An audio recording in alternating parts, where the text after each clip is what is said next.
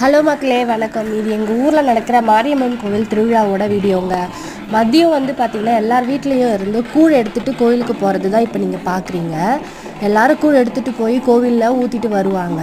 அதுக்கப்புறம் வந்து மறுபடியும் வீட்டில் நிறைய விஷயங்கள் சமைப்பாங்க. கொழுக்கட்டை, வடை, பாயாசம், அப்புறம் நான் வெஜிடேரியன் எல்லாமே சமைச்சு நைட்டு அதை வந்து கும்பசோறு அப்படின்னு சொல்லி எடுத்துகிட்டு போவாங்க. அப்படி எடுத்துகிட்டு போகும்போது அதில் விளக்கு வச்சு எடுத்துகிட்டு போகிறது பார்க்கவே அழகாக இருக்கும். இந்த வீடியோவை ஃபுல்லாக பாருங்கள்.